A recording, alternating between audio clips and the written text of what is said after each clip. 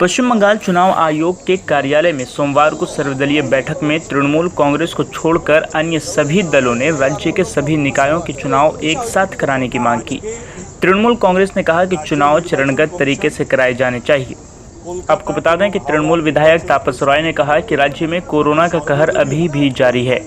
आयोग से विधानसभा चुनाव की तर्ज पर चरणों में चुनाव कराने की मांग की गई है। कोलकाता और हावड़ा में टीकाकरण की दर ज्यादा है, इसलिए यहां पहले चुनाव कराने चाहिए। बैठक के बाद भाजपा सांसद अर्जुन सिंह ने कहा कि बैठक में कुछ भी खास नहीं हुआ। भाजपा प्रतिनिधिमंडल ने आयोग से एक साथ सभी निकायों के चुनाव कराने की मांग की, जिस पर कोई जवाब नहीं आया। पार्टी मांग करती है कि कम से कम आयोग बाकी के निकायों के चुनाव का महीना ही कम से कम बता दें। वहीं कांग्रेस नेता अभिषेक चटर्जी ने कहा कि कांग्रेस ने राज्य के सभी निकायों में लंबित चुनाव एक साथ कराने की मांग की है। कई निकायों में वर्ष 2018 से ही चुनाव लंबित है। क्या उन निकायों के रहवासियों को अपने स्थानीय जनप्रतिनिधि चुनने का अधिकार नहीं है? गौर हो कि पश्चिम बंगाल राज्य चुनाव आयुक्त सौरभ दास मंगलवार को राजभवन जाकर राज्यपाल जगदीप धनखड़ को प्रस्तावित निकाय चुनाव से संबंधित जानकारी देंगे। राज्यपाल ने ट्वीट कर ये जानकारी दी है। उन्होंने ट्वीट में लिखा कि केंद्रीय चुनाव आयोग की तरह ही राज्य चुनाव आयोग भी राज्य में निष्पक्ष चुनाव कराने के लिए अधिकार संपन्न है। इधर राज्य चुनाव आयोग के सूत्रों के मुताबिक कोलकाता और हावड़ा नगर निगम के चुनाव की तारीखों की घोषणा जल्द ही हो सकती है। चुनाव आयोग ने हाईकोर्ट में हलफनामा जमा कर दिया है, जिसमें इन दोनों निकायों में चुनाव कराने के कारण बताए गए हैं। आयोग सूत्रों के मुताबिक चुनाव 19 दिसंबर को ही होंगे।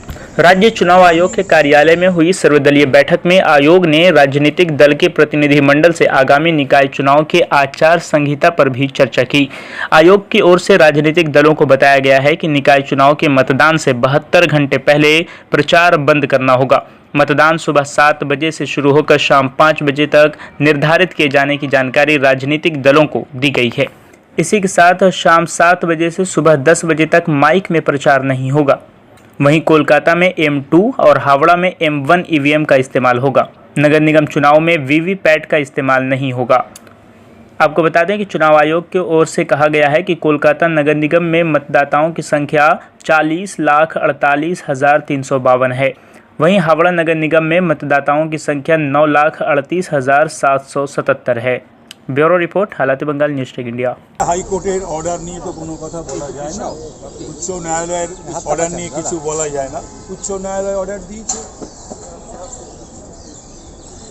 আইনের নির্দেশ, আদালতের নির্দেশ অনুযায়ী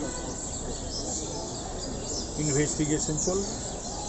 এটা কি মানে একটা বিড়ম্বনা, মানে এই রূপটি সিবিআই এর মতো এনকোয়ারি না, সেটা যদি এখন আদালত মনে করে থাকে তাতে তো কোনো অসুবিধা নেই, আমরা ফেস করব, আমরা কোনো অসুবিধা নেই। দেখা যায় ইনভেস্টিগেশন সিবিআই শুনেই এরকম তো চিন্তা করার কোনো ব্যাপার নেই। সিবিআই তো আর অন্য কোনো উপগ্রহের থেকে আসা নয়। সিবিআই মানে বিভিন্ন রাজ্যের আইপিএস এবং নন আইপিএস পুলিশের একটা অ্যাসেম্বলি।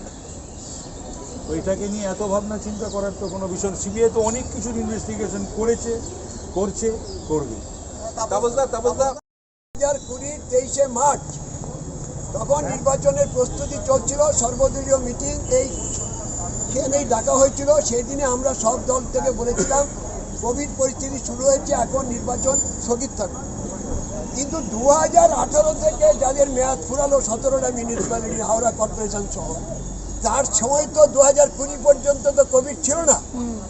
তার আগে আসলে নির্বাচন কমিশনের কাছে আমাদের সংবিধান যে অধিকার দিয়েছে 5 বছর অন্তর অন্তর নির্বাচন, যা সংবিধান সংশোধনের মধ্য দিয়ে 74তম হচ্ছে সংবিধান সংশোধনের মধ্য দিয়ে এই পুরুষ নির্বাচনের অধিকার দেওয়া হয়েছে 5 বছর অন্তর অন্তর, যা সংবিধানে লিপিবদ্ধ আছে 243-এর বিতে, যে নির্বাচন করতে হবে সঠিক সময়ে। কিউতে বলা আছে 5 বছরের বেশি মেয়াদ থাকবে না। সেইটা কোনোটাই মান্যতা নির্বাচন কমিশন দিচ্ছে না। নির্বাচন কমিশন রাজ্য সরকারের ওপর, তৃণমূলের ওপর সম্পূর্ণ নির্ভরশীল। মুখ্যমন্ত্রীর মুখের দিকে তাকিয়ে থাকে নির্বাচন কি হবে। তার জন্যই দেখেছেন তারা হাওড়া কর্পোরেশন এখন বিভাজনের কথা বলছে। 66টা রিজার্ভেশন হয়েছিল 2020, 66টা ওয়ার্ড হলো। আর এই কয়েকদিন আগে অ্যাসেম্বলিতে রেজলিউশন করে বললো 50টা ওয়ার্ড আলাদা হয়ে যাবে 16টা, সেই জন্য আমরা বলেছি 50টা ওয়ার্ডের রিজার্ভেশন কি হয়েছে উত্তর দিতে পারছে না। স্বাভাবিকভাবেই আমরা বলেছি, তখন বলছি আলোচনা করবো। আমি কোনো আলোচনা নেই, এটা কোনো রাজ্য সরকারের কাছে আলোচনার ব্যাপার নয়, এটা সাংবিধানিক অধিকার। সংবিধানের যে নির্দেশ আছে, নির্দেশের বাইরে কেউ যেতে পারে না, সেই নির্বাচন কমিশন হোক, রাজ্য সরকার হোক, সেটা কিন্তু এটার দায়বদ্ধ হচ্ছে একটা ইন্ডিপেন্ডেন্ট এজেন্সি হচ্ছে স্টেট ইলেকশন কমিশন। সুতরাং ইলেকশন কমিশন তার জবাব দিতে পারেনি। আমরা তখন আমাদের টাইম চেয়েছে, আমরা বুঝতে পারছি যে 24 তারিখে আমরা বলেছি আপনি কি কোন দৃষ্টিভঙ্গিতে আপনি হলফনামা দিতে যাচ্ছেন, এটা অন্তত আমাদের বলুন। আমরা অন্য কিছু জানতে চাইছি না, আমরা চাই না আদালতে যাওয়া, আমরা চাই তার নিষ্পত্তি এইখানেই হোক। স্টেট ইলেকশন কমিশনকে যে অধিকার দেওয়া আছে সেটা করুন। নির্বাচনের দিন ঘোষণার ক্ষেত্রে রাজ্য সরকারের সাথে পরামর্শ করতে হয়, কিন্তু অন্য সবগুলি ক্ষেত্রে রাজ্য সরকারের কোনো পরামর্শের প্রশ্ন নেই।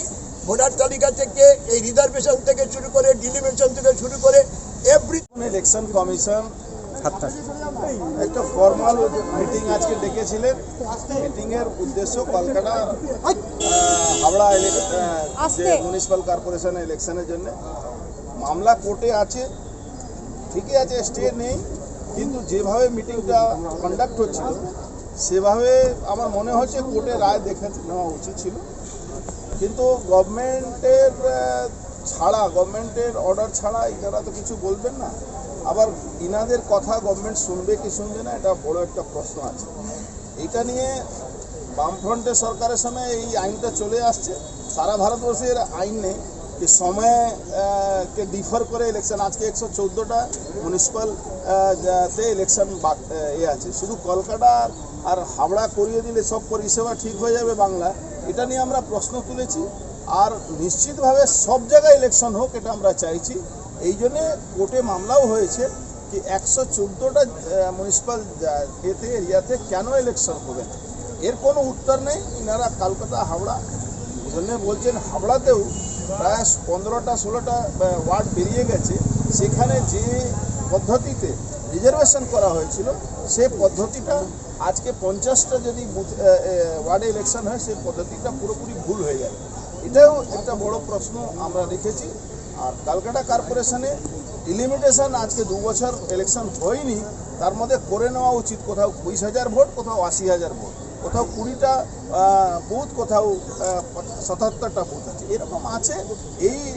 এইভাবে একটা ইলেকশন কমিশনকে সরকার যেভাবে বসিয়ে রেখে দিয়েছে, আর তাদের কোনো ভূমিকা নেই গভর্নমেন্টের বাইরে যাওয়া, এটা নিয়ে আমরা প্রশ্ন তুলেছি। জানি আমরা শুধু ওই এখানে বলার আছে বলেছি, বাদ বাকি যে কথা আছে কোর্টে আমরা একসঙ্গে ভোট হওয়া উচিত, এদিকে তাকিয়ে একসঙ্গে ভোট হওয়া উচিত এবং একসঙ্গে ভোট হওয়াটা দরকার। এটা গণতন্ত্রের জন্য দরকার। আপনি যদি পানিহাটির কথা ভাবেন, হাবড়ার কথা ভাবেন, 18 সালে এক্সপায়ার্ড হয়েছে, ঠিক সেইভাবে হাওড়ার ক্ষেত্রেও একই কথা, তাহলে ভোটটাও তো হয়ে যাওয়া উচিত। এর সাথে সাথে আরেকটা যেটা আলোচনা আমরা করেছি, বিরোধী দল আমরা কংগ্রেস যেটা জানিয়েছি যে ইলেকশন কমিশন বলছে যে M3 নাকি পাওয়া যাবে না, M2 আর M1-এ ভোট হবে এবং M2 M1 হাওড়া এবং কলকাতার জন্য আলাদা করা হয়েছে, কিন্তু সেখানে ভিভিপ্যাটের কোনো ব্যবস্থা নেই। সেই পুরনো মানধাতা আমলের মেশিন, সেই মেশিন দিয়ে ভোটের এখন পরিকল্পনা চলছে। তো আমরাও দলীয় স্তরে আমরা আলোচনা করে আমরা নির্বাচন কমিশনকে জানাবো যে কোথায় কোথায় আপনাদের কারেকশান, চেকস অ্যান্ড ব্যালেন্স দরকার একটা ফ্রি অ্যান্ড ফেয়ার ইলেকশন করতে গেলে। এই বিষয়টাকে স্ট্রেস করতে হবে। তার কারণ রাজ্য নির্বাচন কমিশনার আজকে তার ওপেনিং স্টেটমেন্টেই বলেছেন যে আজকে যে মিটিংটা ডাকা হয়েছে সেটা ল অ্যান্ড অর্ডার সংক্রান্ত বিষয় নয়, জাস্ট একটা ফর্মাল মিটিং। নির্বাচনটা কিভাবে হবে না হবে কিছু ফর্মস এবং সেইটা দেওয়ার জন্য এইটা আমরা জানিয়েছি এবং আমাদের স্ট্যান্ডটা আমরা এবার ক্লিয়ার করবো যে কবে আবার আপনারা মিটিং করবেন, তার কারণ আরও অনেক বক্তব্য আছে।